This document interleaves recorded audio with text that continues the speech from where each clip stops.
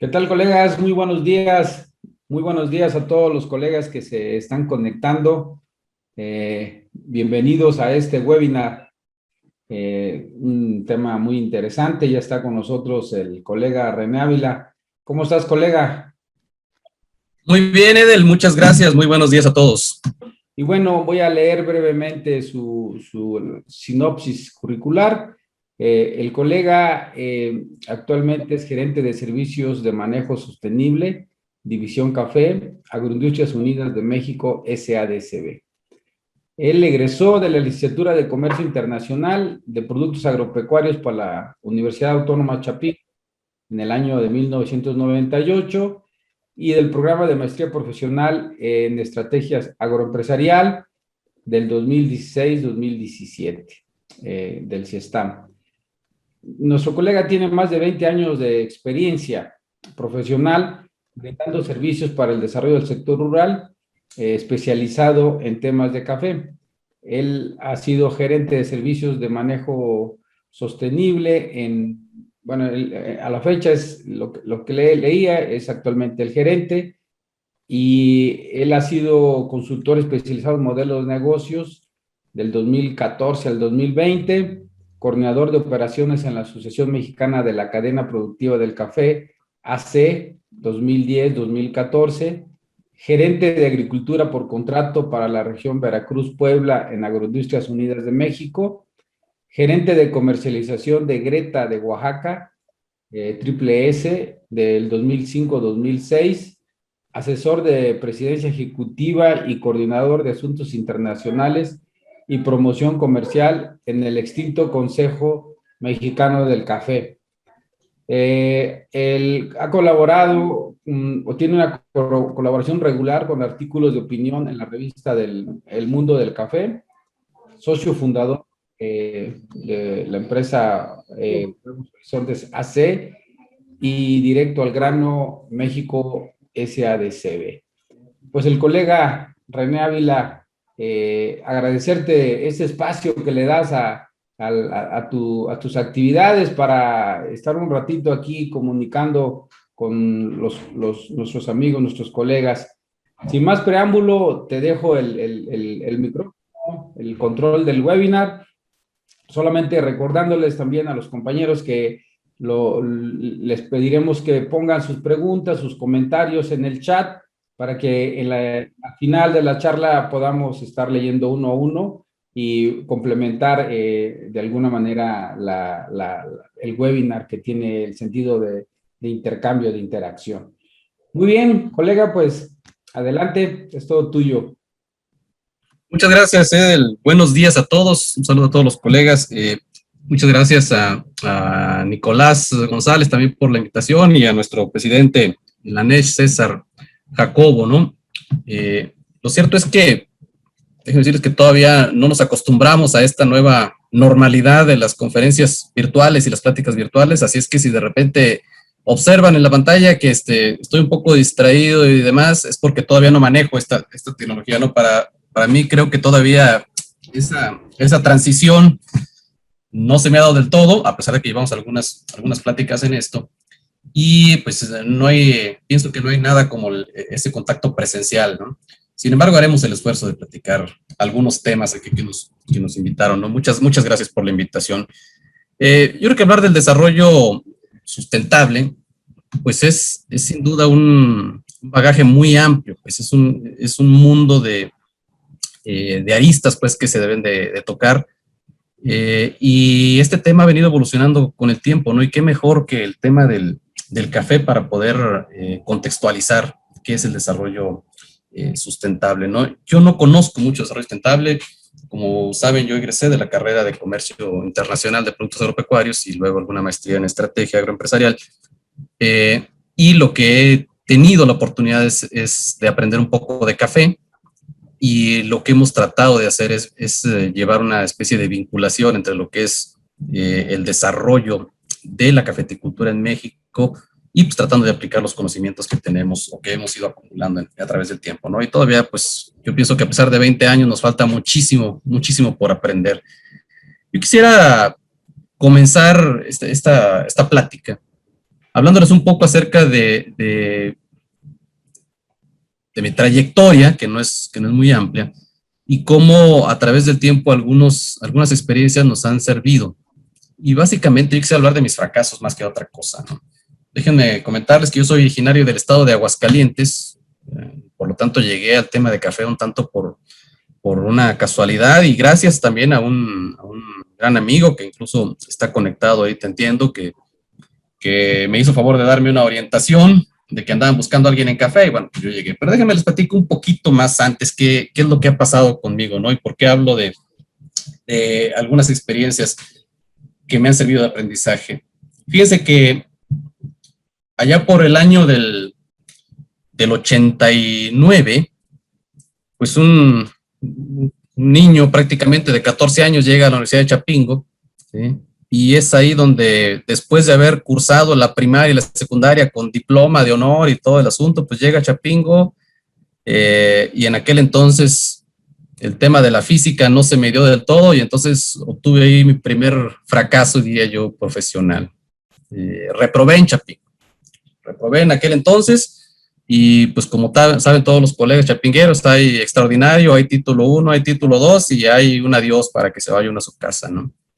Y entonces, pues eso me hizo pues, reflexionar bastante, ¿no? Porque cuando después de que yo de haber estado en Chapingo, pues luego yo me fui a mi rancho y pues había que trabajar igual para seguir cursando la preparatoria allá y yo me acordaba de las 3 veces que comí en Chapingo y allá no siempre comí las 3 veces, ¿no? Entonces, esa fue una gran experiencia de vida. El tiempo transcurrió y lo que hice fue, dije, bueno, yo quiero regresar a Chapingo. Y entonces me propuse regresar a Chapingo, volví a hacer examen, hice el examen el segundo año, el tercer año y terminé la preparatoria, hice examen propedéutico y me aceptaron, el primer propedéutico en la URUSA. Los colegas de la URUSA seguramente sabrán lo que ha sido el propedéutico allá, me tocó ser el primer año de propedéutico en la URUSA y pues una gran experiencia de vida, ¿no? Y a partir de entonces me propuse que tenía yo que terminar en Chapingo y dije, pues sáquenme si pueden. Entonces traté de aplicarme al máximo y sí, con algunos problemas, pero sí logramos terminar la carrera, ¿no? Un segundo fracaso, diría yo, ocurre una vez que por azares del destino llego a lo que es el Consejo Mexicano del Café y pues empiezo a trabajar ahí, a estudiar mucho más de lo que había estudiado en toda la carrera. Yo de café no conocía prácticamente nada. Y entonces me dan la oportunidad del Consejo Mexicano del Café de desarrollarme, de crecer, y llega un momento en que el Consejo Mexicano del Café tenía que cerrarse, o se anunció su cierre, perdón, su liquidación, y entonces, poco antes del cierre, como ya se rumoraba que se iba a cerrar el Consejo Mexicano del Café, me llegaron algunas ofertas de trabajo, ¿sí? De empresas muy importantes, ¿no? Y aunque me decían, oye, pues, ¿por qué no te vienes a trabajar? El consejo se va a cerrar y demás. Yo decía, a ver, ¿qué me ofreces? Y pues sentía que lo que estaban ofreciendo no era lo suficiente. Yo decía, oye, yo ya he venido creciendo, ya pasé de asesor, luego ya soy coordinador y luego me pagaron un buen sueldo. Y entonces rechacé algunas ofertas, ¿no? Y cómo las cosas cambian cuando al momento de que se liquida el Consejo Mexicano del Café, pues incluso andaba yo yéndome de vacaciones, ¿no? Queriendo irme de vacaciones, y ya después de tanto tiempo de trabajar y demás, ¿no? Y estando justamente de vacaciones me pongo a pensar de que me estaba yo gastando lo que no ganaba ya. Y entonces regreso y empiezo a tocar puertas. Y me doy cuenta de que, pues a lo mejor yo había tenido algo de experiencia en café, pero incluso las mismas ofertas que me habían hecho en su momento ya no estaban disponibles. Eso me hizo reflexionar bastante y me hizo pensar en que, pues la verdad es que no debía yo de confiarme en este ámbito, ¿no? De ahí empecé a tocar las puertas con varios amigos, varios conocidos, y le decía, oye, pues ¿en qué te ayudo? Mira, ando disponible, ¿en qué te ayudo? Y de repente alguien me decía, oye, pues ayúdame a hacer un seminario, oye, ayúdame a hacer tal actividad, oye, con un proyecto y demás. Y pues empezaron las cosas a avanzar y de repente ya traía yo varias actividades al mismo tiempo, ¿no? Se da una oportunidad profesional. Tengo primero el fracaso de haber reprobado en Chapingo, después el fracaso de haber rechazado ofertas en su momento que me costaron un tiempo ahí de incluso desempleo. Después hubo un momento también en que dejo de trabajar para la Mecafé y luego me quise ser empresario, ¿no? Y empecé al revés. Empecé poniendo una oficina y empecé poniendo un teléfono y demás, pero pues no tenía clientes, ¿no? Entonces, eso para mí fue también un gran aprendizaje. Y después, incluso por ahí está un colega muy interesante, muy apreciado, que en algún momento yo también pretendí ser un experto en café, ¿sí? Y experto en desarrollo de proveedores. Y el colega de FIRA, fuimos ahí con él, y, oye, pues mira, es que nos interesa desarrollar a los productores y demás. Y me dice, oye, y está bien, conoces algo de café, pero ¿cuál es la metodología? O sea, ¿con qué método abordas todo este proceso de desarrollo de proveedores? Yo le decía, no, pero mira, tenemos experiencia. No, sí, pero o sea, dime cómo le piensas hacer, ¿no? Y con esto, la vez que me fui dando cuenta de que en el camino uno puede ir teniendo como pequeños éxitos, pero que si no los va uno dimensionando, pues la verdad es que no sirven de nada, ¿no? Ahí digamos que lo que he aprendido en este ámbito profesional es que si no es uno constante, pues aunque tengas mucha inteligencia, no sirve de nada, ¿no? Y eso la verdad es que lo vas a aprender a través del tiempo. Dos, yo pienso que ganar de repente, uno puede tener un puesto muy interesante, ¿no? Pero ganar más no significa que estés creciendo. O sea, uno puede tener, insisto, años en un trabajo y ganar bien, pero no necesariamente estás creciendo profesionalmente. Cuando quise ser empresario, pues me di cuenta de que los clientes no llegan solos, que uno tiene que cultivar los clientes y que la empresa no es el espacio, no es el edificio, no es la oficina. La empresa es un conjunto de cosas que tiene uno que gestionar, debe gestionar los clientes, ¿no? Y también, pues en ese ámbito, también aprendí y por eso tuve la idea de buscar cómo cultivarme a mí mismo, ¿no? Y pues la metodología sí importa, o sea, el método para elaborar las cosas, claro que importa y ayuda y contribuye a generar resultados. Hoy en día puedo decir que lo que aprendí, por ejemplo, en la maestría de estrategia agroempresarial, estoy aplicando en el día a día. Y si no lo hubiera hecho, me parece que no hubiese podido avanzar más allá de donde ya estaba, ¿no? Que me costó trabajo, por supuesto, me costó un trabajo enorme. Cuando uno tiene responsabilidades y además estás trabajando y además estás estudiando, pues no es nada sencillo. Varios colegas lo habrán visto, ¿no? Entonces, yo podría resumir un poco mi trayectoria profesional con estos aprendizajes y más bien transmitirle un tanto a los colegas, sobre todo los que están por egresar, que, que no dejemos pasar este tipo de oportunidades cuando se nos presentan, ¿no? Yo así resumiría mi experiencia, ¿no? En estos 4 aprendizajes. Ahora bien, les decía que llegué un tanto al tema del café más bien por accidente o por casualidad, diría yo. Yo no conocía absolutamente nada del café. Cuando me entrevistan, un conocido y amigo mío me dice, oye, creo que están buscando una persona en café. Ya fueron varios egresados, ya mandamos currículums, pero pues habías de ir a ver qué va, ¿no? Y yo dije, pues, sí, yo pues voy a ver, mientras de que hago mi tesis y demás, voy a ver si me aceptan en café, ¿no? Y yo, sorpresa, que en la primera entrevista me aceptan el tema del Consejo Mexicano del Café como asesor, y me dicen, oiga, pues va a ganar tanto, ¿no? Yo no me la creía. Y jamás me imaginé lo maravilloso, lo importante que es el tema del café y que eso, en el tema del café, daría vueltas pues, casi toda mi vida profesional, ¿no? Y cuando empiezo a ver el tema del café me doy cuenta de que pues hay mucho de lo que podríamos, o mucha aplicación de lo que podríamos llamar el desarrollo sustentable. Voy a estar viendo la pantalla de este lado, pues, espero que no se me distraigan demasiado, pero miren, todos hemos escuchado acerca de las definiciones del desarrollo sustentable, ¿no? En años pasados, sobre todo, se hablaba mucho de que la mayoría de las empresas, o incluso los gobiernos, pues más bien tomaban el término como algo para lavarse la cara o algo que no se estaba viviendo del todo, no era tangible el tema del desarrollo sustentable, ¿no? A pesar de varios esfuerzos. Y esta idea de satisfacer las necesidades de las generaciones presentes, pero sin comprometer la capacidad de satisfacer las necesidades de las siguientes generaciones, pues como definición está muy bien, pero llevado a la práctica, y llevado a la práctica por ejemplo, en un cultivo como el café, o en un ámbito como el café, pues no es nada fácil, ¿no?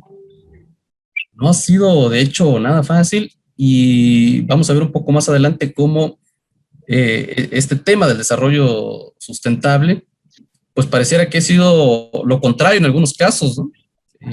Pareciera que el sector café en México ha ido un poco más hacia la baja, pero ahorita vemos qué está pasando, ¿no? Solo recordar que en este asunto del desarrollo sustentable tenemos que hablar básicamente, o se hablaba básicamente de tres dimensiones, ¿no? La dimensión ambiental, la dimensión social y la dimensión económica. Y seguramente todos habrán escuchado por ahí que hay muchas organizaciones de productores, muchas fincas y demás que han estado trabajando en esquemas, por ejemplo, de certificaciones sustentables, ¿no?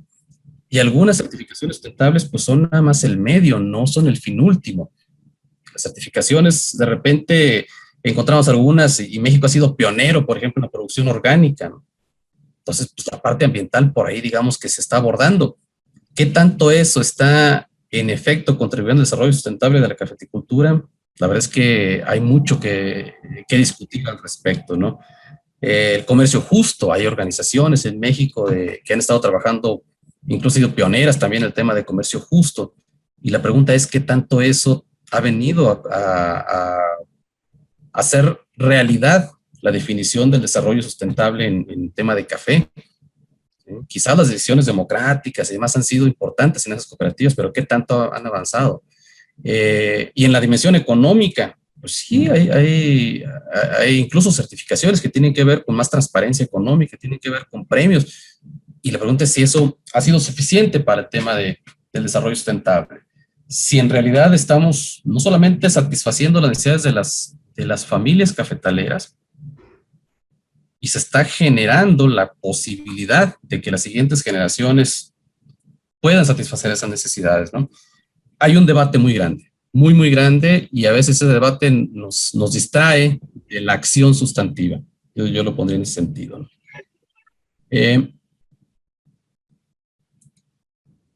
Déjenme ver si... Okay. Quisiera nada más poner un poquito el contexto de qué hablamos con el tema del café, ¿sí? Aunque las estadísticas no son del todo claras, pero digamos que existe un consenso en torno a que en el mundo son más de 125 millones de familias las que se dedican a producir café en varios países. 125 millones de familias. Es como si todos los mexicanos, todos los habitantes de México nos dedicásemos a producir café, ¿no?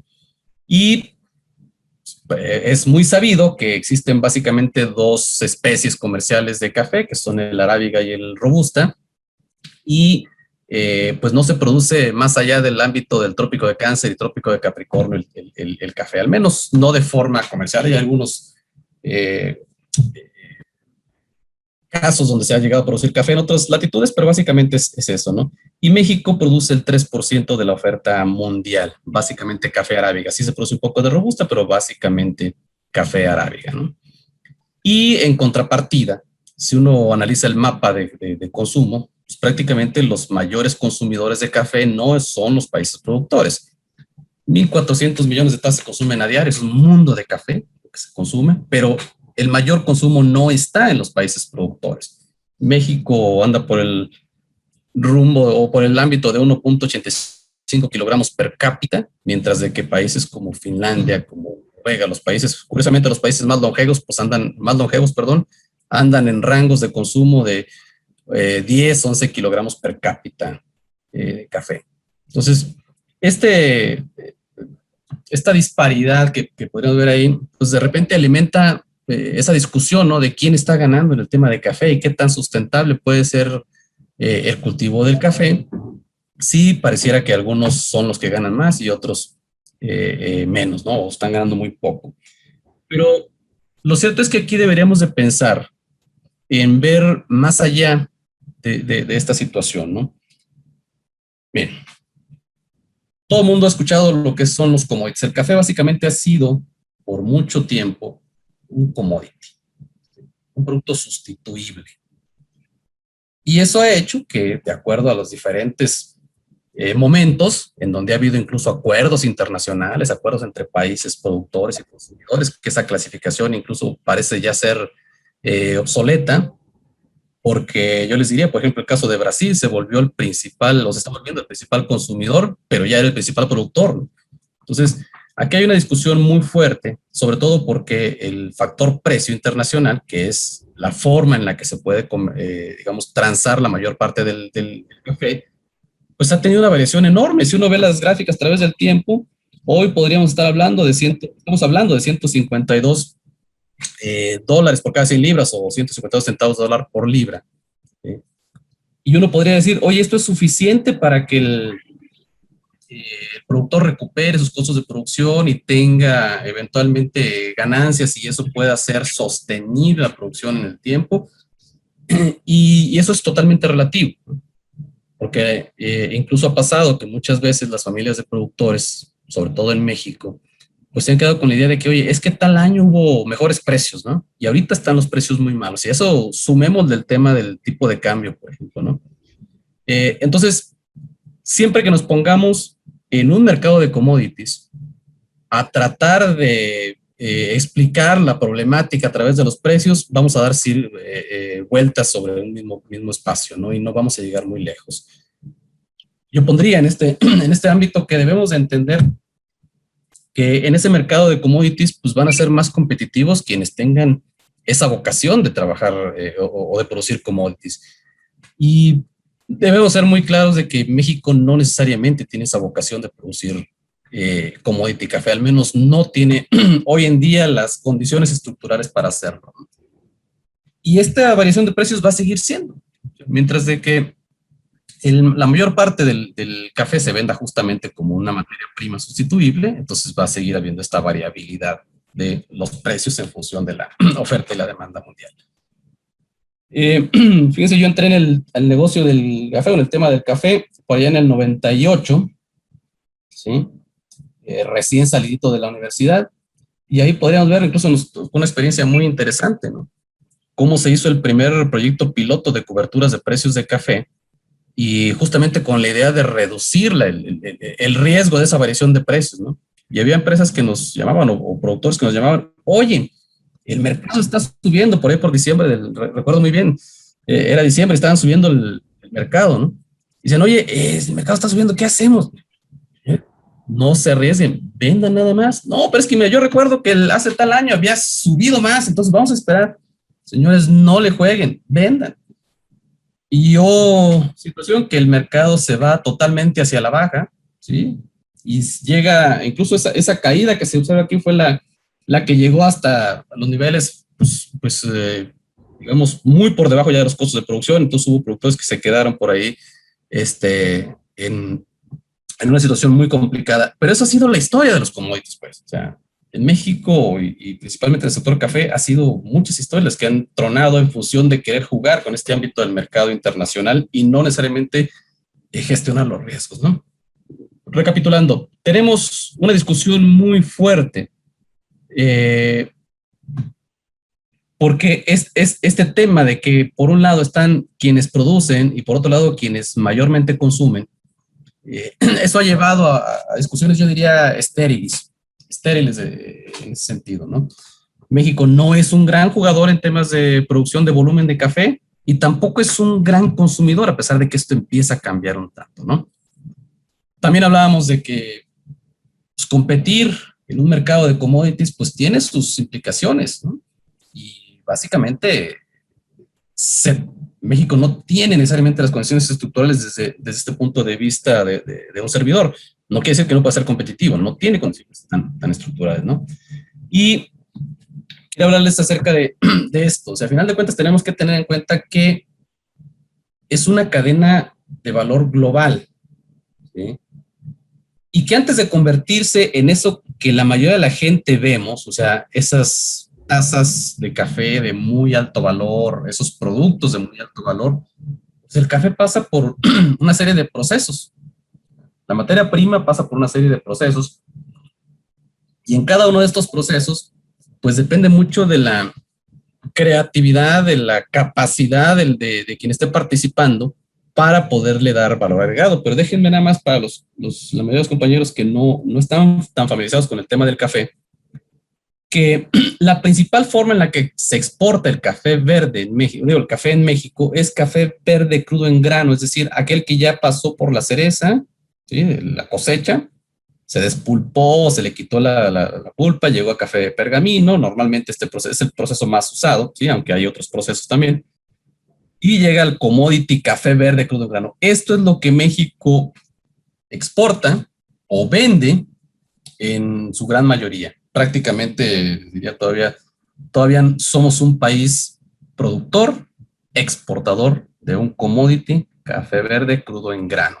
Y el valor agregado fundamental se da del lado de los tostadores, ¿sí? Y esto del lado de los tostadores, se podrá hablar muchísimo acerca de que si están ganando más o menos, pero lo que han hecho en muchos casos ha sido innovar y ha sido buscar que haya más consumidores. Han atraído a los consumidores hacia el tema del café. Y eso, sin duda, abre oportunidades.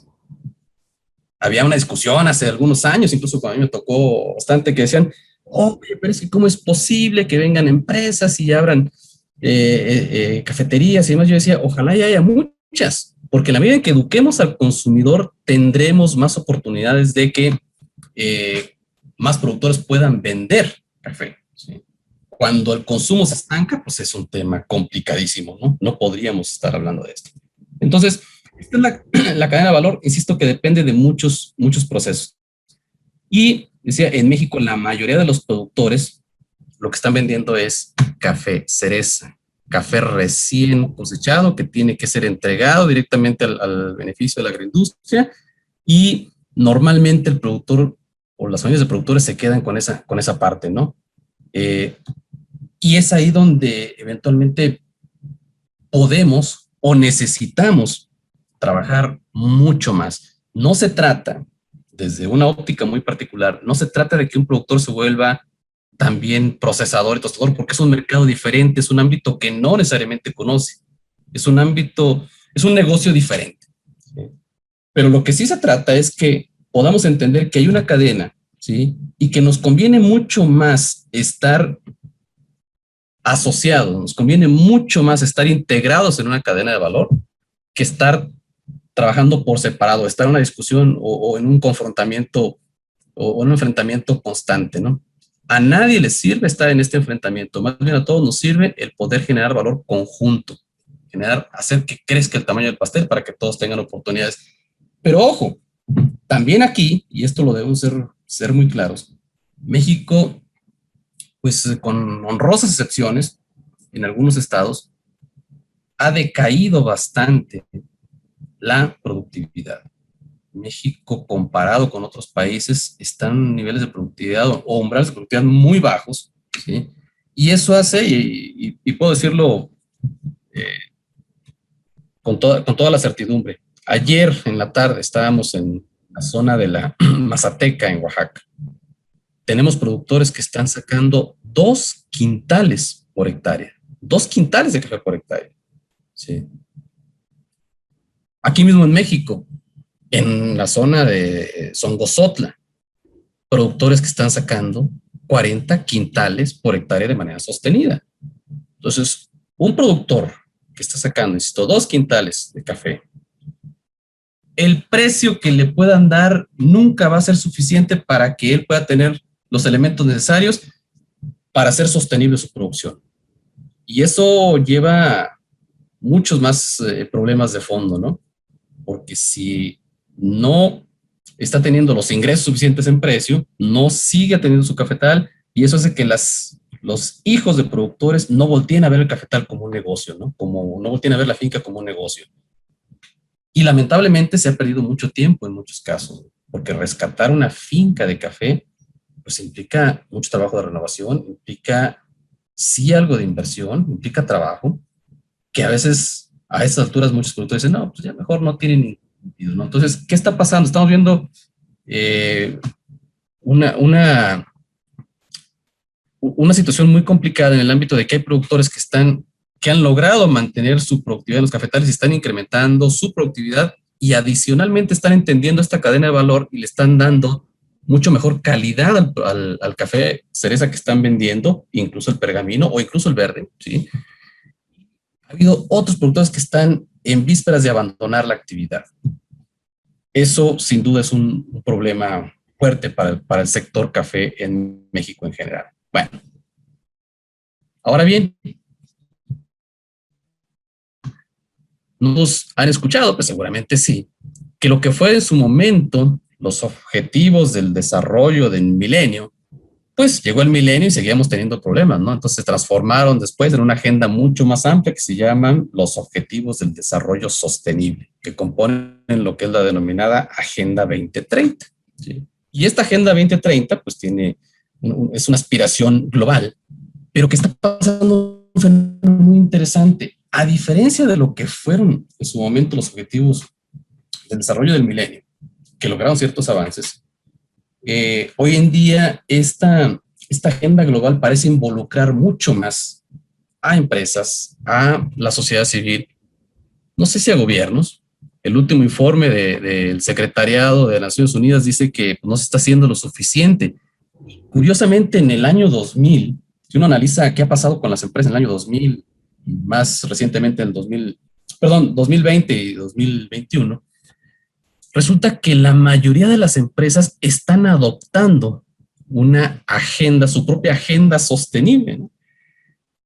Y nosotros lo que hemos hecho es mapear qué está pasando con las empresas que están comprando, que están transformando, que están vendiendo café. Pues también están adoptando sus propias agendas sostenibles, ¿no? Están adoptando acciones, implementando acciones, perdón, que sean compatibles con estos objetivos. ¿Cómo lograr estos objetivos, ¿no?, del desarrollo sostenible? La propia FAO dice, bueno, pues que las estimaciones actuales, cerca de 600, por hablar en este objetivo, ¿no? 690 millones de personas padecen hambre. Es decir, esto fue poquito antes de la pandemia, ¿sí? Y pues eso representa el 8.9% de la población, ¿no? ¿Cómo lograr esto? O sea, hay una aspiración global, muchas empresas están involucrando, pero ¿cómo hacerlo tangible? ¿Sí? Porque los avances parecen pocos para llegar al 2030 con la satisfacción de que se hayan cumplido sus objetivos. Pues la verdad es que es complicadísimo, ¿no? Pues veamos qué está pasando en el tema del café, porque en el tema del café se puede hacer muchísimo. A pesar de esta problemática que decíamos, hay muchísimo de lo que se puede hacer. Fíjense cómo los principales jugadores del mercado, y decimos jugadores, son empresas que están innovando, que están están aperturando tiendas, están creciendo en el mercado, ¿sí? Pues están adoptando una agenda sostenible. Puse estos dos ejemplos, que incluso son tomados de un estudio muy interesante que se llama el Barómetro del Café, y cómo están los tamaños de los círculos representan qué tanto están trabajando en cada uno de estos objetivos. Adoptan una agenda sostenible muy, muy fuerte, muy amplia. Eso hace en automático que a lo largo de la cadena de valor se tengan que ir implementando también más acciones para lograr estos objetivos. Y eso nos lleva a que en México, como productor de café, pues también tengamos en el radar esos objetivos y veamos cómo logramos engancharnos, cómo logramos implementar acciones que nos permitan engancharnos, porque ya no es solamente el hecho de que, oye, pues te vamos a comprar café, sino te vamos a comprar café, sí y solo sí demostramos en conjunto que estamos haciendo algo para contribuir a la agenda del desarrollo sostenible. No sé si me voy explicando. Entonces, hoy están muy metidos en esta agenda y eso nos ha llevado. Miren, por ejemplo, estos son los dos de los principales tostadores mundiales que están, digamos, innovando mucho más en el mercado, ¿no?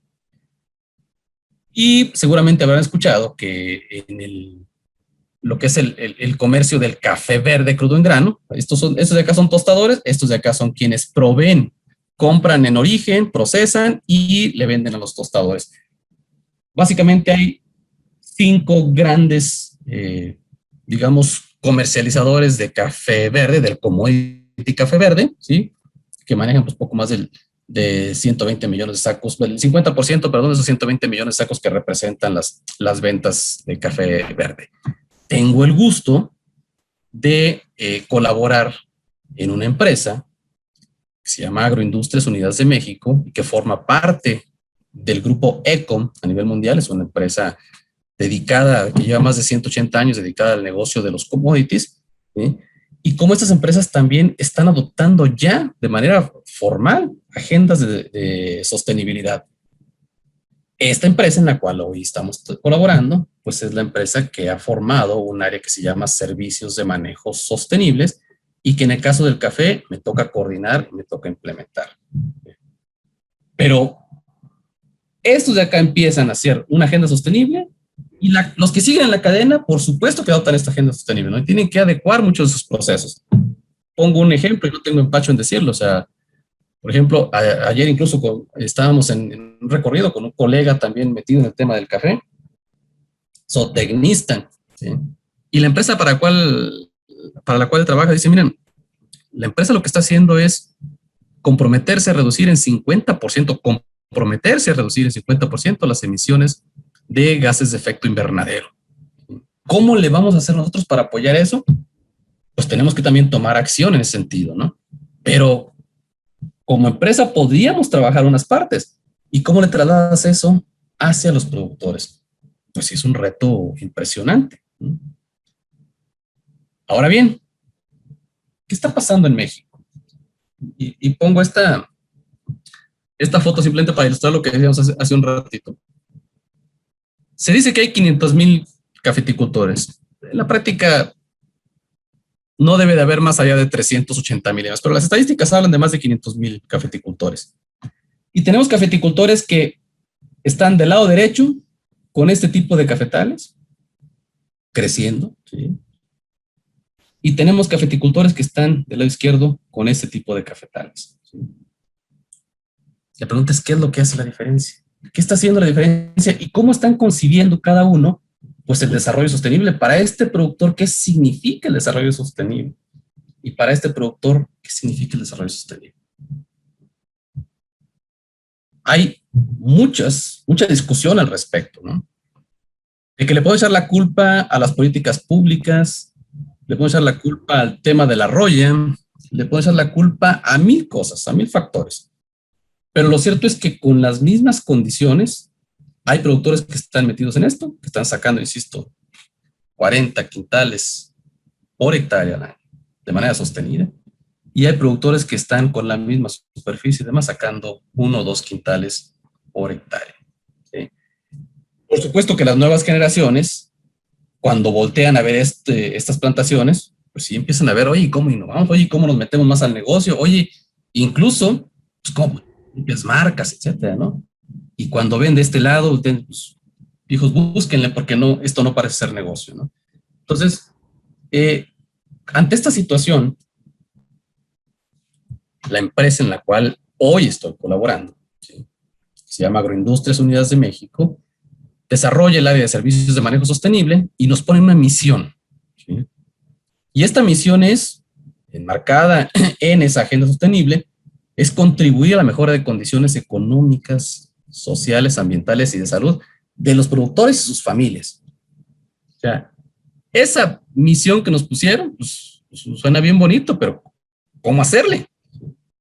¿Cómo vamos a hacer? Ya no es un tema solamente de asistencia técnica, ¿sí? Porque antes nos veían, ay, son los agrónomos, vayan a dar asistencia técnica. No, ¿cómo hacemos para lograr que los cafeticultores familias en realidad entren en una dinámica de desarrollo sustentable? Y por lo tanto nos toca implantar acciones para contribuir en ese sentido, ¿no?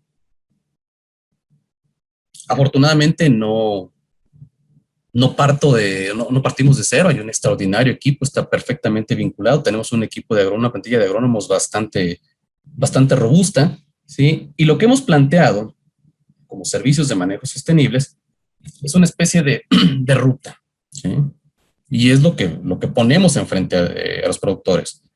Si bien somos una empresa que compra el producto y lo procesa, pues nos interesa que los productores con los cuales estamos trabajando tengan, por un lado, una mayor productividad quintales por hectárea, más quintales por hectárea, ¿sí?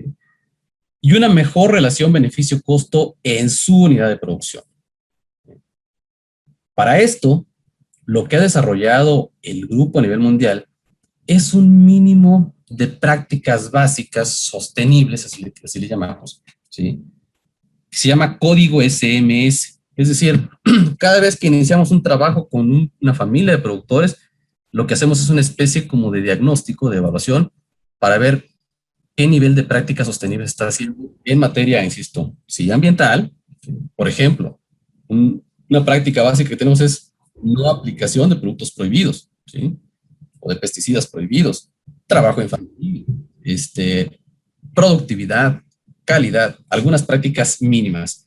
Y de aquí, la familia o el productor se puede encaminar hacia algún tipo de certificación de las que ya están vigentes en el mercado. Sí, eventualmente orgánicas, sí, eventualmente Rainforest Alliance, algunas otras Café Practices, por ejemplo, ¿sí? Y por supuesto tratar de mejorar la calidad. ¿Por qué? Porque lo que estamos tratando de hacer es llevar a estos productores a mercados de alto valor. Sí, el commodity es el grueso de la comercialización, pero nos interesa llevarlos a mercados de alto valor y hoy tenemos ejemplos que están llevando a cabo, ¿no? Entonces, esta es como la ruta que ha tratado de seguir Servicios de Manejo Sostenible, que es el área que estamos coordinando, y para eso, pues no solamente llegar y platicarles el esquema, sino que si hablamos de mayor productividad, es también vincularnos con empresas proveedoras de insumos sostenibles, ¿sí? Empresas que proveen tecnología para poder lograr esa mayor productividad. Y si logramos, y si estamos buscando hablar de que el productor o la familia de productores tengan mejor relación beneficio-costo, pues también tenemos que hacerles ver, entender a estas familias cómo manejar, cómo gestionar su negocio y cómo mejorar ese modelo que tienen. Este es un tanto lo que esquematiza lo que hoy estamos haciendo, ¿sí? Nosotros buscamos detonar y gestionar la acción colectiva. O sea, no podemos solos.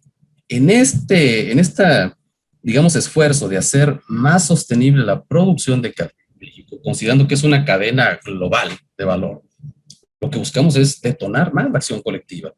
Y por eso estamos trabajando con todo tipo de productores, pero principalmente estamos identificando aquellos que son productores modelo en alguna práctica, ¿sí? Aquellos hijos de productores que están emprendiendo en el sector rural, porque hablar de café no es solamente el tema de café en el sector rural, en el sector rural o en las comunidades cafeteras también hay tiendas, también hay una serie de situaciones, ¿sí? Estamos tratando de buscar esos emprendedores y, por supuesto, tener productores referentes. Eso es en el ámbito de los productores.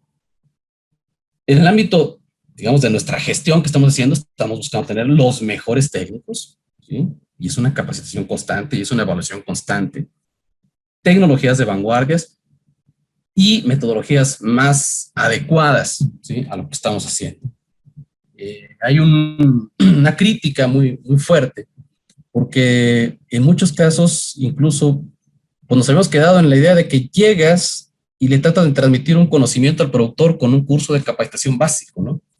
Pero a veces los mismos agrónomos no sabíamos o no habíamos siquiera efectuado la actividad.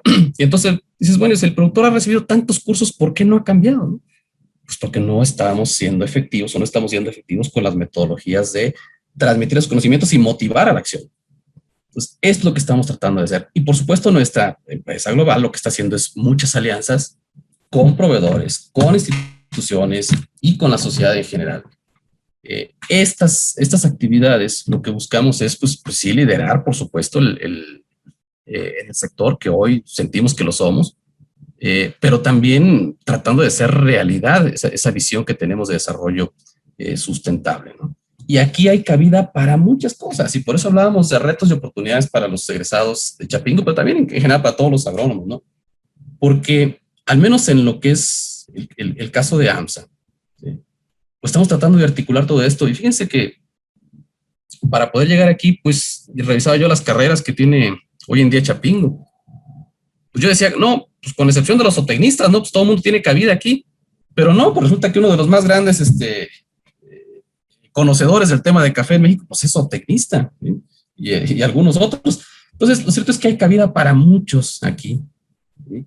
Y solamente tenemos que buscar la manera de adecuarnos o de entender cuál es el modelo de gestión que estamos utilizando. Nosotros estamos buscando transformar esa realidad, esa visión en realidad, y no lo podemos hacer solos. Entonces, quisiera presentar esta diapositiva, no me aguanto las ganas de presentarla porque hay un sentido de urgencia. 75 años en México es la expectativa de vida al nacer. Pero lo cierto es que la vida productiva pues puede estar abajo de los 75 para 65 años.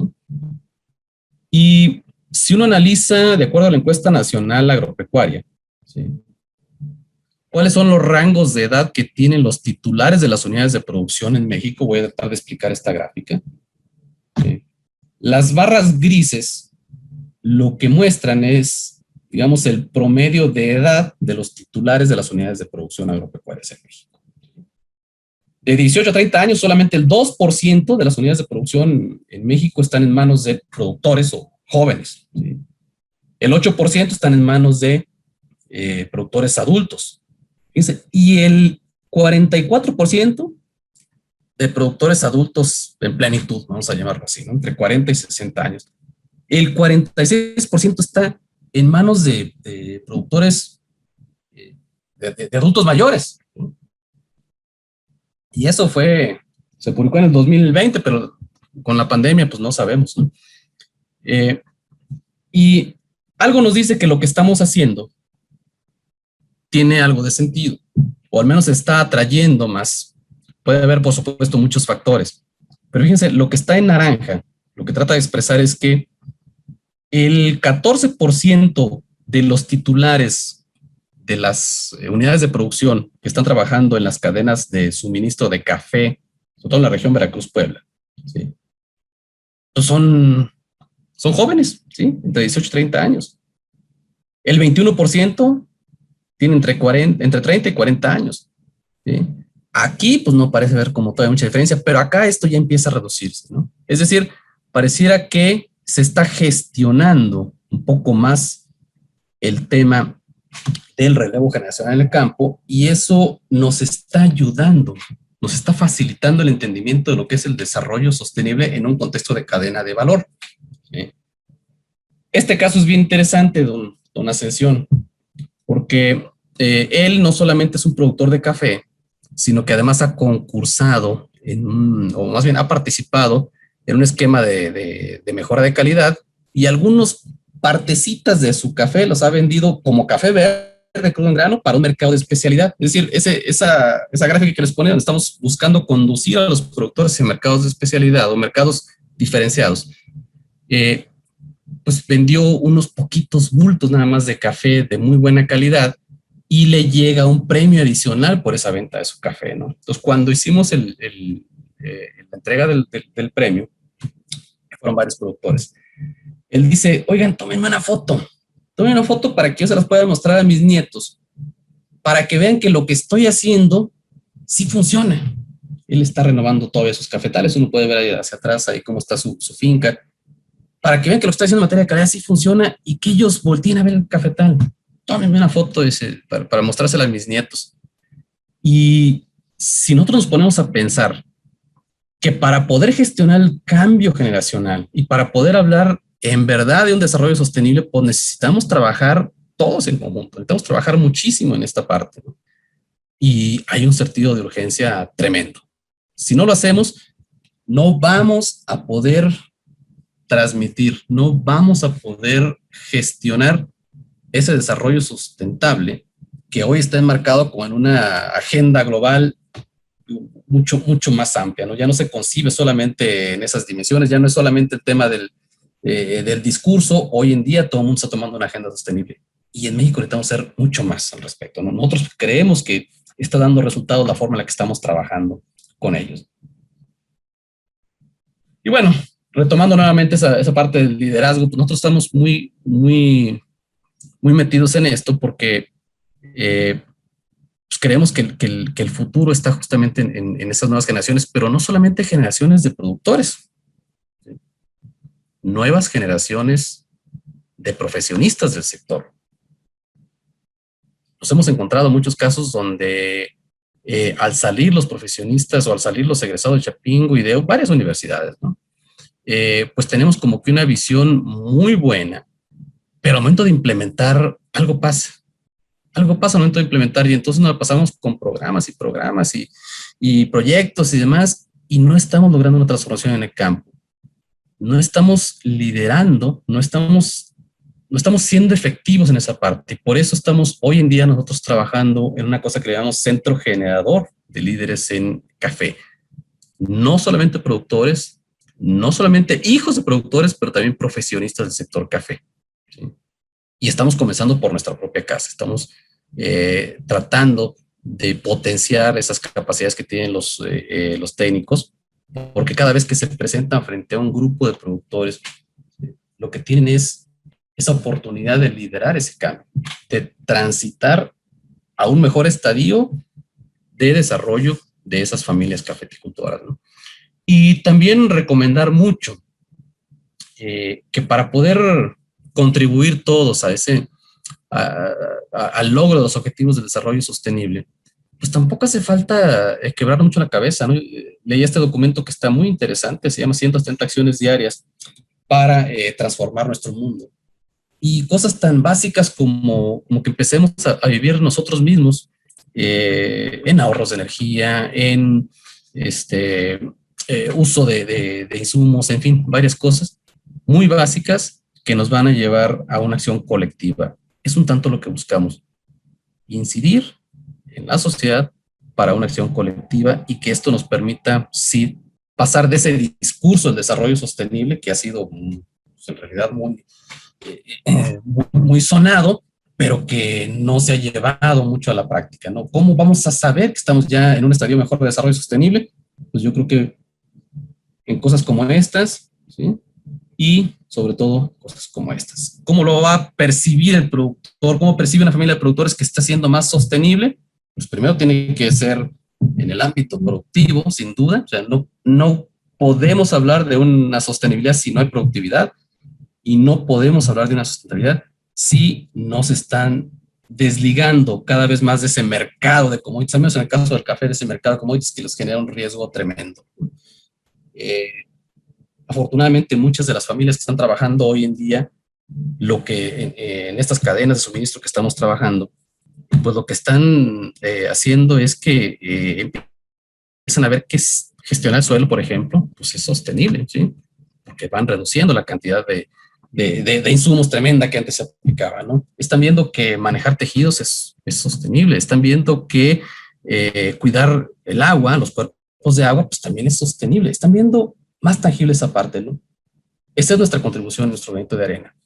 A través del tiempo, insisto, ha habido pues mucha discusión y lo que tenemos que pasar, lo que pienso que debemos hacer es pasar de esa discusión a la acción. Y hay muchas formas de hacerlo. No sé si el tiempo, de repente me da mucho por hablar, no sé si el tiempo sea el adecuado, sobre todo Edel, pero más bien me gustaría mucho conocer o atender un poco preguntas y respuestas. No soy tan bueno en este tipo de exposiciones, pero nuestra experiencia no ha sido mucha, son unos 20 años en el tema del café, y en 20 años hemos visto varias cosas, ¿no? En México, desde políticas públicas, digamos, no tan efectivas, hasta casos muy interesantes donde México o productores mexicanos han sido ejemplo, donde se ha logrado descomoditizar el negocio del café y que nos llevan a una ruta, sí, de desarrollo, pero que tenemos que acelerar mucho más el paso, tenemos que trabajar todos más en conjunto y si en algo nuestra experiencia sirve para eso, pues por supuesto estamos a las órdenes.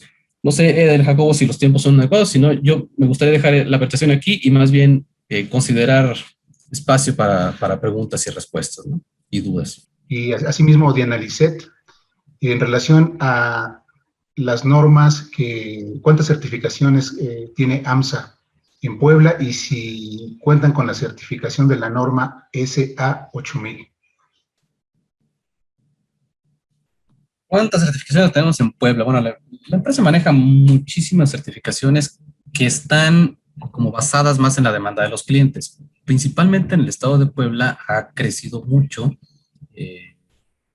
las cadenas de suministro que tenemos para Starbucks, por ejemplo, que es la norma Café Practices, que es una norma pues más enfocada al tema económico y de transparencia, y, y pues hay una serie de una gran cantidad de productores que están muy metidos en esta parte, ¿no? Incluso acabamos de tener algunas auditorías al respecto. Entonces, es de las que más ha crecido en Puebla, pero también Rainforest Alliance, también algunos orgánicos, incluso Fair for Life, por ejemplo, que es eh, más enfocada al tema social.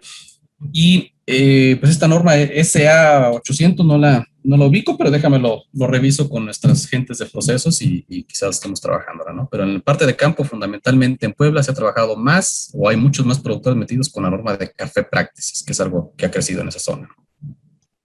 Muchas gracias.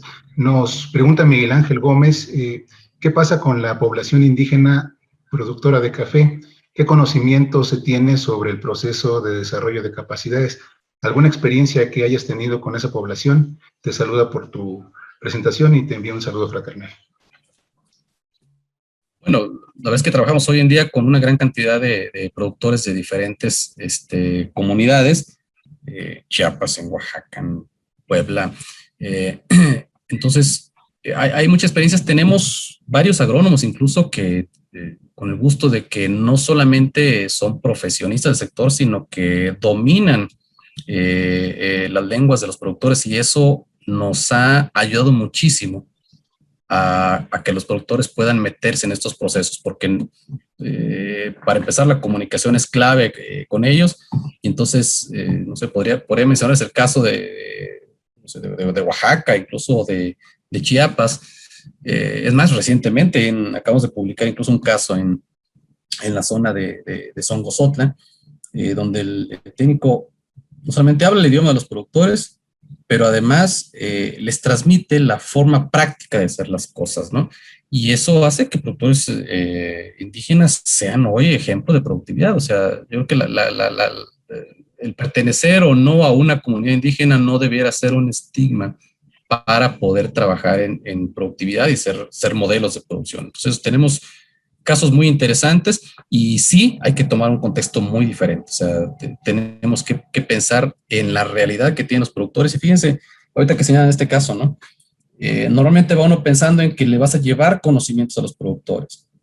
Y hemos aprendido a través del tiempo que hay mucho potencial en lo que podemos denominar el conocimiento tácito, implícito, de que existe ahí entre las propias comunidades, porque cuando empezamos a analizar qué prácticas hacen algunos miembros de la comunidad, algunos productores, y cómo esos productores han ido destacando, pues que no llevarles cosas demasiado extravagantes, nuevas, sino simplemente es identificar quiénes sobresalen al respecto y por qué están sobresaliendo, y ellos mismos o entre ellos mismos poder ejemplificar cómo alguna práctica sí puede ser la diferencia en materia de productividad o de desarrollo, ¿no? Entonces, hay algunas, yo diría bastantes experiencias. De hecho, tenemos proveedores que son cooperativas de productores indígenas con bastante buena calidad y muy buena productividad. Entonces, sí tenemos algunas experiencias que con gusto podemos compartir. Gracias, René. También, mira, varios compañeros, varios participantes nos solicitan tu información de contacto para solicitarte alguna asesoría, incluso por ahí algún colega para ver si le puedes asesorar en la parte de su tesis. Entonces, si nos podías hacer el favor de compartirnos tus datos de contacto, no sé si tengas alguna lámina o lo vamos viendo en el chat. Tú nos indicas. Todo gusto lo ponemos ahorita en el chat sin problema. Quiero dejar muy claro que como empresa tenemos incluso un centro de atención y seguimiento a clientes, básicamente a productores, que refuerza el trabajo de los agrónomos en campo y que corresponde a la sección de preguntas al colega René. Bueno, René, mira, nos pregunta el colega Francisco Ibáñez. Otros, en algunas evaluaciones, hay jóvenes construyendo el futuro. Es bien interesante cómo los jóvenes construyendo el futuro han sido un semillero importante de agrónomos, ¿no? O de profesionistas para el sector. Y pues tratándose del tema de café, a eso nos dedicamos como como empresa, ¿no? En lo particular, por supuesto, estoy a sus órdenes, pero mi labor fundamental hoy en día tiene que ver con atender y gestionar la gerencia de servicios de manejo sostenible en la empresa. Totalmente a sus órdenes. Ahorita les pongo en el chat nuestros datos de contacto, con todo gusto. Gracias. Ana nos hace un comentario sobre la situación que prevalece en relación al relevo generacional en los productores de café. No sé si pudieras hacernos algún comentario. Híjole, pues muchísimos comentarios al respecto, ¿no? Yo diría que quizás nos hemos tardado mucho tiempo como país en general para gestionar lo que es el relevo generacional. Me pasó a mí, o sea, en lo particular, y permítanme hacer una experiencia personal, pues fuimos 6 estómagos, ¿no? Y todos comíamos o tratábamos de comer. Y mi padre solamente tenía un par de hectáreas de tierra de temporal, así es que la primera impresión que nos dijo, pues, señores, hijos, aquí no nos vamos a mantener, entonces si dividimos incluso la tierra no nos mantenemos, mejor hay que buscarle, ¿no? Y después de que salimos de casa y demás, y cuando tratamos de regresar nos dimos cuenta de que ya era muy tarde, o sea, ya no podíamos, o más bien ya no logramos gestionar a tiempo ese relevo, porque queríamos llevarle a mi padre, que en paz descanse, tecnología y conocimiento, decirle cómo hacer las cosas y demás, pero ya él estaba en una condición de edad y de salud que ya no le permitía hacer eso, y además no estábamos ahí físicamente, ¿no? Entonces, yo creo que el relevo generacional lo tenemos que ir trabajando bastante y de manera más integral. Y una forma de eso es encontrando esos modelos de productores o de prácticas que sí están funcionando y hacerlas más visibles para que los jóvenes empiecen a voltear hacia allá. Y yo diría que hoy hay muchos más mecanismos o muchas más herramientas para poder atraer la atención de los jóvenes. O sea, hemos visto casos extraordinarios donde los hijos de productores, incluso antes de terminar la escuela, además, pues empiezan a hacer ahí sus experimentos con mejorar las técnicas de producción de café o sacar su marca, etcétera. Empiezan a tratar de mejorar algunos aspectos. No siempre es la panacea tener una marca, no siempre es la panacea el tostar el café, no es la solución necesariamente, pero el hecho de que ellos se involucren sí facilita mucho esa transición. Entonces, tenemos que hacerlo todos, tenemos que trabajar mucho más fuerte y lo que le ponía la lámina es el sentido de urgencia, hay que hacerlo ya. Entonces, la educación que hay que tener o los mensajes que hay que mandar a los jóvenes, incluso en la universidad o incluso antes, hay algunos casos ahí que han hecho el maestro Escamilla y demás en educar a los niños y eso está perfecto, eso es muy bueno. Pero ¿qué pasa en esa etapa de los jóvenes que están justamente en transición de seguir o no, o de regresar como profesionistas al campo o no? Y es ahí donde tenemos que incidir desde el punto de vista bastante, con mensajes muy claros, con ejemplos, donde sí el café puede ser un negocio sostenible, sí solo si vamos cambiando un poco la lógica de producción. Entonces, hay mucho que hacer, muchísimo que hacer en relevo generacional, y yo creo que tenemos como profesionistas una gran responsabilidad en ese sentido, ¿no? Gracias, René. Mira, tratando de preparar varias preguntas, los participantes están preocupados por el tema de si pudieras profundizar experiencias en relación a cómo involucrarte, cómo acercarte con los productores, con los grupos de productores y cómo transmitir la cuestión de desarrollo tecnológico, la cuestión de desarrollo comercial del café. No sé si puedes comentarnos algo al respecto. También, aprovechando, quizás podamos contestar la pregunta del ingeniero Carlos Orozco en relación a de qué manera puede participar el Estado y también de qué manera podría participar Chapingo en todas las acciones de desarrollo del sector. Ya. Bien interesante, ¿no? ¿Qué ha pasado?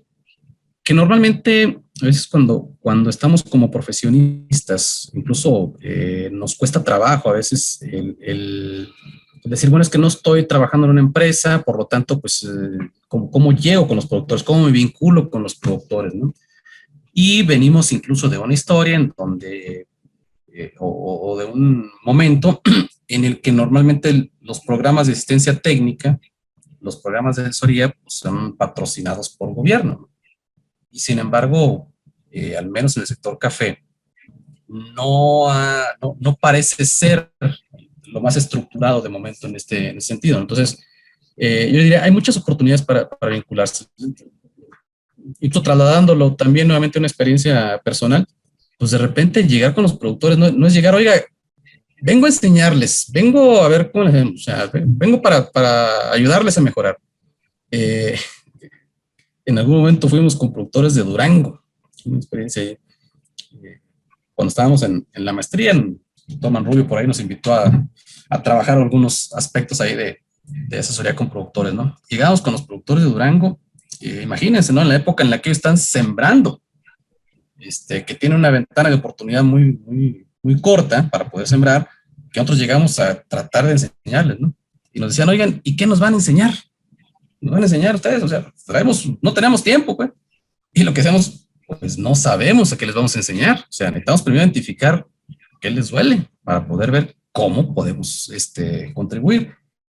Mismo caso con productores pequeños o medianos. O sea, no esperemos a que haya programas públicos de vinculación, no esperemos a eso. Yo creo que un agrónomo o un profesionista salido de Chapingo tiene mucho potencial para ser un buen extensionista, para ser un buen gestor del cambio con los productores, pero yo diría lo primero que tenemos que hacer es cambiar la lógica. No vamos a llegar a enseñarles, a decirles a los productores, debemos enseñarles tal cosa, sino yo creo que tenemos que llegar con esa humildad de saber, oigan, señor, pues las cosas están cambiando. Podemos pensar en hacer algo diferente, vamos a ver cómo abordar este problema. Y no hay una receta única, o sea, no hay un modelo único en el cual puedan llegar y vamos a hacer tal o cual cosa. Mi recomendación sería es, tratemos de llegar y entender qué es lo que les está doliendo. Y eso no sale a la primera, no sale en no sale en un taller básico de lluvia de ideas, sino sale en platicar y entender qué es lo que ellos lo está diferenciando, o más bien, qué es lo que les está doliendo y cómo se están diferenciando a los demás, ¿no?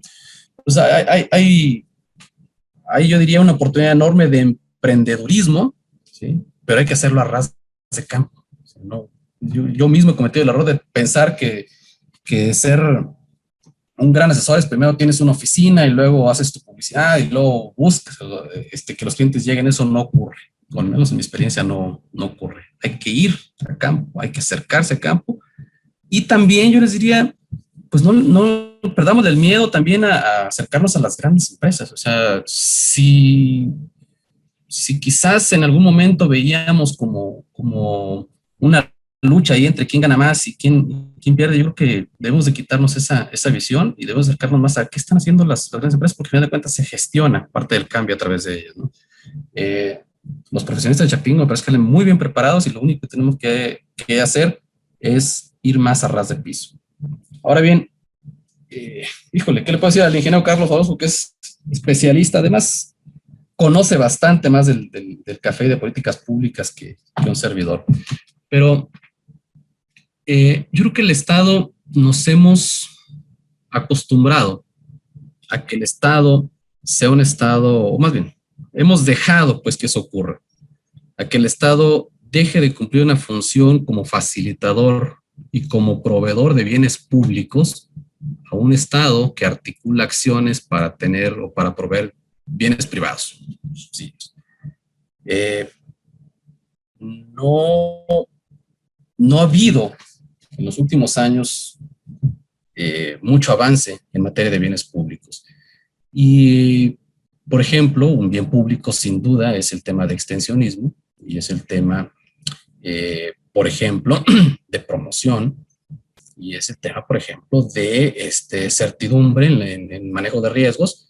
Y es ahí donde me parece que adolecemos bastante, ¿no? De nada sirve, desde mi óptica, que a un productor se le haga llegar una cantidad de X de dinero si no estamos tratando de atacar el problema fundamental que tiene que ver con productividad. De nada sirve que a un productor le demos maquinaria si no estamos vinculándolo a una red de valor. De nada sirve que simplemente se manden subsidios, incluso en especie, que es lo peor, si no estamos haciéndole un trabajo mucho más a ras de piso en materia de gestión del conocimiento de sus parcelas. Entonces, yo diría, ingeniero Carlos Orozco, que yo creo que el Estado tiene que ser un facilitador, entender que el mercado hoy está cambiando, que tenemos que innovar incluso en políticas públicas y que nunca va a haber dinero que alcance para que podamos suplir lo que el propio productor no logra obtener del mercado. ¿Me explico? Entonces, sí es un reto enorme, enorme, y ahí también hay una cancha de oportunidad muy grande para los profesionistas que salen de Chapingo, porque se supone que si alguien tiene sensibilidad para con el sector, somos los profesionistas que salimos de Chapingo y de las universidades hermanas, ¿no? De instituciones hermanas, y el diseño de políticas públicas, pues no necesariamente los políticos, creo que también los profesionistas, pero con una sensibilidad mucho más grande, ¿no? Políticas públicas sí tienen mucho que ver. Yo diría mi énfasis principal tendría que ser en cuestiones como sanidad, por ejemplo, como asistencia técnica, como promoción genérica. Si logramos promover más el café de México, tendremos un mercado para café de México y no se lo estará llevando a otros países, ¿sí? Con campañas muy agresivas. O sea, la lucha tiene que ser entre países, no entre productores mexicanos. Y sobre todo, pues mucha certidumbre. Los subsidios, no va a haber dinero que alcance para poder suplir, insisto, lo que no podamos sacar del mercado. Hay que ampliar el tamaño del pastel y eso, los bienes públicos son fundamentales. No sé si además un gran saludo al ingeniero Orozco. De hecho, creo que si por algo me involucré en el sector café, fue gracias a una plática ahí que tuve con el ingeniero Orozco. Muchas gracias, ingeniero. Gracias, René. Mira, nos preguntan también si, algo muy específico, si tienes conocimiento de un sistema de producción que se llama Coug-Tajiloyan. Soy honesto, no lo había escuchado, pero lo investigamos. ¿Cómo? Correcto. También, tratando de agrupar algunas preguntas, hay inquietud de cómo ustedes implementan como empresa algunas pues, directrices en relación a cómo se debe llevar a cabo la actividad de la cafeticultura. Hacen por aquí énfasis en la parte del trabajo infantil, hacen énfasis en la parte orgánica, y también, tal vez asociados, nos preguntan si ustedes consideran que la práctica de la cafeticultura puede ser rentable. Quizás de alguna manera mencionar cómo está su estructura de costo-beneficio. Básicamente eso, a ver si no te confundí, René. Creo entender el asunto. Miren, podemos hablar de mil cosas en ese sentido, ¿no? Pero viendo de forma práctica las cosas, ¿no?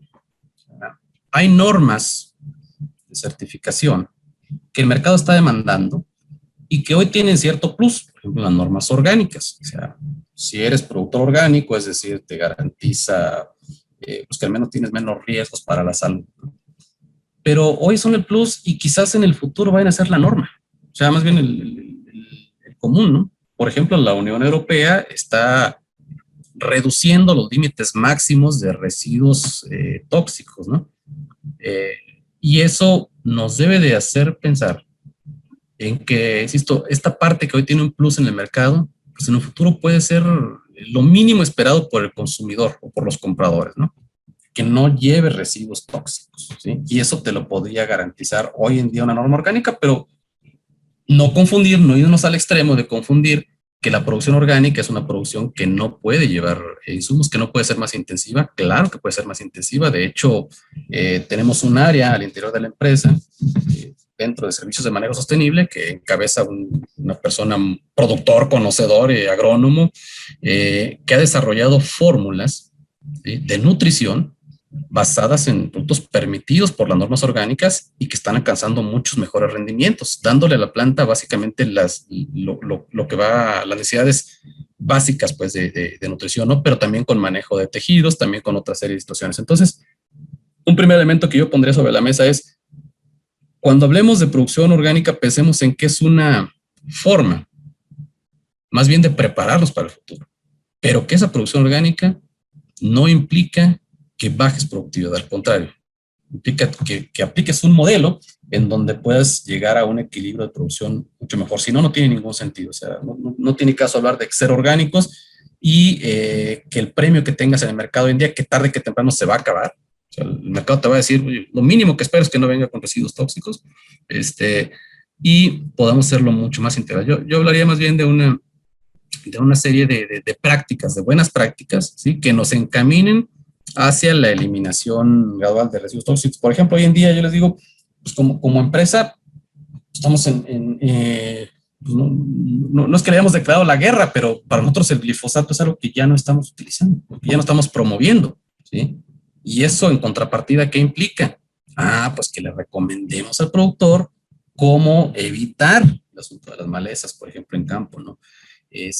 Tengamos mejores densidades de plantación, ¿sí? Y tengamos formas de ir evitando esos glifosatos, por ejemplo. Algunas alternativas, estamos trabajando con empresas que son especialistas en eso, en biotecnología, para encontrar soluciones biotecnológicas o alternativas al uso de los glifosatos, ¿no? Entonces, hay mucho que hacer en ese sentido, y nada más no confundir. La producción orgánica no debe ser ausencia de insumos, sino más bien un modelo de producción diferente que nos debe preparar para el futuro. Dos, el tema de relación o de rentabilidad, hay muchos modelos, ¿no? O sea, un productor de muy pequeña escala puede ser rentable en la producción de café, pero la producción de café a veces no es el 100% del sustento. Y cuando tienen otras actividades, resulta que lo que eventualmente ganan en una actividad lo pierden en la otra. Lo que tratamos de ver en ese sentido es un modelo, o más bien un análisis de cómo está su modelo de producción integral, de qué vive la familia, cuál es el sustento fundamental de la familia, porque a veces el cafetal lo tiene simplemente como una actividad extra, ¿no? Y refiriéndonos al tema de trabajo infantil, también se ha confundido, me parece, bastante. Es más, uno de los principales problemas con las certificaciones en México, cuando llegan las auditorías externas, es justamente el tema de trabajo infantil y el tema de salario mínimo. No sé si todos tienen claro que en diciembre del año pasado, pues se determina que el trabajador agrícola tiene que ganar 160.19 pesos por jornal. Y eso, pues de entrada había zonas donde estaba pagando 120, 130 pesos el jornal. Imagínense el impacto que tienen los costos de producción, el que el productor pueda cumplir con pagarle al jornalero agrícola, a su trabajador, este salario mínimo. No estamos hablando o sea, nadie está en contra del tema de la justicia, pero sí tuvo un impacto. Como una decisión de política pública tuvo un impacto en la productividad o en el trabajo de los productores, ¿no? Entonces, ¿qué es lo que hacemos ante eso?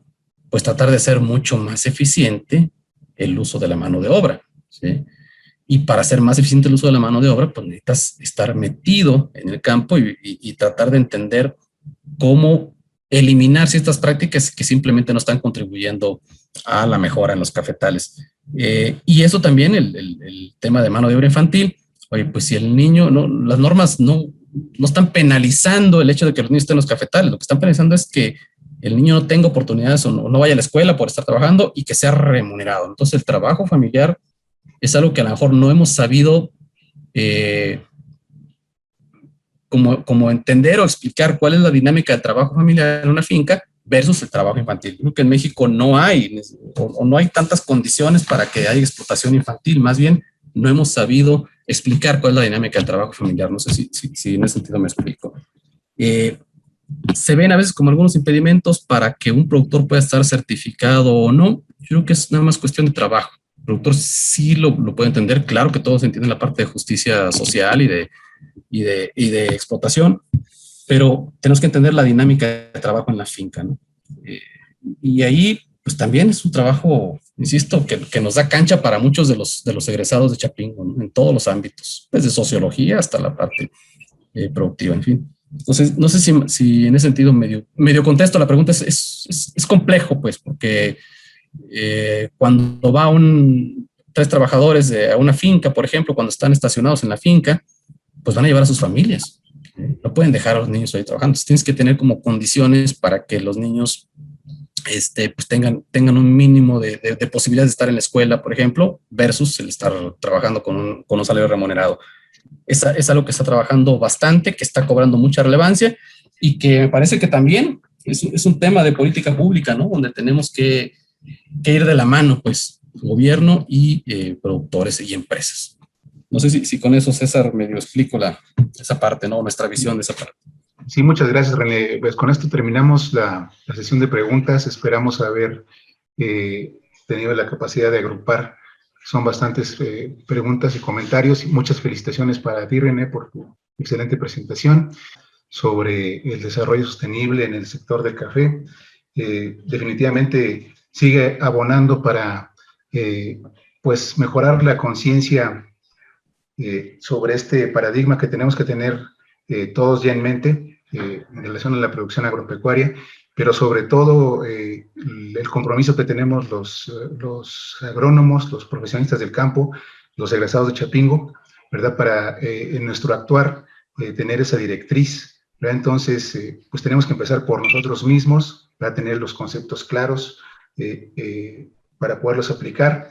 Y lo que nos has aportado el día de hoy seguramente nos ayuda, la experiencia invaluable que tienes y que nos compartes y que esperamos nos pueda seguir compartiendo en el futuro. Nos ayuda mucho para clarificar este paradigma del desarrollo sostenible, ¿verdad? Que son hay temas, a lo mejor tenemos que platicarlo en su momento, ¿verdad? Lo hemos platicado con algunos de los colegas que lo manejan, que no hay diferenciación, pero la idea es esa, ¿no? Que podamos ir incrementando nuestra capacidad de ir generando conciencia para poder nosotros aportar en el mismo sentido. Muchísimas gracias, René, por tu colaboración, y a nombre de Agronets, de la Asociación Nacional de Egresados de Chapingo, te damos este reconocimiento por tu participación en este webinar que se tituló Desarrollo Sostenible, Retos y Oportunidades para los Egresados de Chapingo. A todos los compañeros y amigos, colegas que permanecieron en este webinar, les agradecemos por su tiempo y los invitamos a que sigan colaborando, participando en esta actividad de intercambio de conocimientos y de experiencias. Muchísimas gracias, buenas tardes a todos. No sé si René nos quiere hacer un comentario final. Pues simplemente, César, primero agradecer toda la labor que está haciendo la ANESH. La verdad es que desde que uno es chapinguero, me tocó ser primero CGR, después representante de sesión de estudiantes de egresados, de Aguascalientes en Chapingo, en fin. Pues la verdad es que este asunto de apoyarnos entre colegas o de vincularnos es algo que me parece que lo traemos en nuestra formación, pero yo creo que hoy en día es más que nunca es necesario que este trabajo que están haciendo ustedes, que lo hacen, para mí es fundamental, que vayamos tratando de construir esa nueva visión entre los colegas que están a punto de egresar, porque miren, el sector se vuelve cada vez más competitivo, el sector está siendo cada vez más dinámico, mucho más innovador, y yo creo que tenemos que estar al día en esa parte, y ustedes con toda la experiencia que están transmitiendo a través de estos webinars y demás, es fundamental. Felicidades por el trabajo, al contrario, felicidades por el trabajo que están haciendo ustedes en la ANESH y en cada uno de los estados. Y yo diría, yo estoy totalmente a las órdenes, soy felizmente un egresado de Chapingo, muy orgulloso de mi alma mater, pero también reconocer que tenemos que ser mucho más competitivos e innovadores en este sentido. Y pues lo que esté de nuestro lado, nuestra experiencia que vamos a poner ahí, estamos totalmente a los órdenes. Muchas gracias a todos y pues, ¿qué les puedo decir? Feliz de esta invitación. Pues muchas gracias, René. Muchas gracias a todos, amigos, colegas. Los esperamos, síganse cuidando. Nos vemos por aquí la próxima semana. Estén muy bien todos. Muchas gracias, René. Gracias.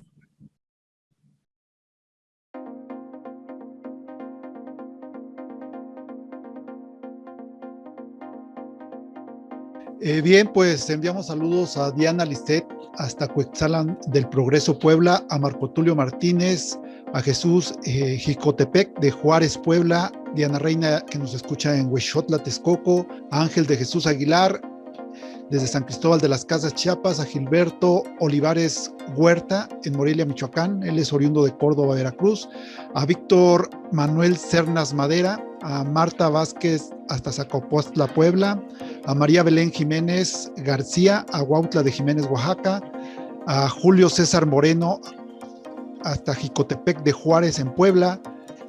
También nos mandan saludos de Chiapas. Nos manda también saludos Miguel Ángel Gómez hasta Pichucalco, Chiapas. Nos mandan saludos de Puebla. Ronald Sass hasta Ciudad de Guatemala, en América Central. A Hugo González hasta Michoacán. También a Tlacuilotepec en Puebla. A Sergio Valentín Gómez Pérez, él es de Chilón, Chiapas. A Ricardo Ángel de Jesús Saldaña, a Leticia Martínez, Rocío Cuellar, de Eimer Ramírez desde Toluca, a Francisco Ibáñez, desde Chiapa de Corzo, él es originario de Pluma Hidalgo en Oaxaca, a Rocío desde Tecomán, Colima, a Hugo González, a Jeremías Gómez de Ocut, Chiapas, él es fitotecnista egresado de la generación 2014, Adelfo Lobato Cuevas, Jicotepec, manda saludos. Florentino Mendoza de Atlacomulco, Estado de México. A Ismael Saldaña de Coatepec, Veracruz. A Gabriela Jacala en Hidalgo. Al licenciado Humberto Arenas, quien te manda saludos. Reinaldo Santos Gómez, Chiapas, desde Chiapas. Mandan saludos a Zootecnia de la generación 1999. Roberto Ortiz de Agroindustrias 2004. En Cozautla, en la región de Coatepec. Nos manda saludos Nahum, nos manda saludos Rosa Montejo, egresada de Cafeticultura y Diversificación Productiva. Guillermo Pimentel también te manda felicitar y dice, un fuerte abrazo y saludos. A Obed Mayoral, quien te felicita también, René, dice un reconocimiento al trabajo y desempeño profesional en todos estos años impulsando la cafeticultura mexicana desde distintos ámbitos. Con un atento saludo. Y Eleazar Oliva Holguín, felicidades, un orgullo ser tu colega y amigo, realmente muy profesional y excelente presentación. Son los saludos que recibimos, agradecemos la participación y pues todos ellos te felicitan, René, muchas felicidades.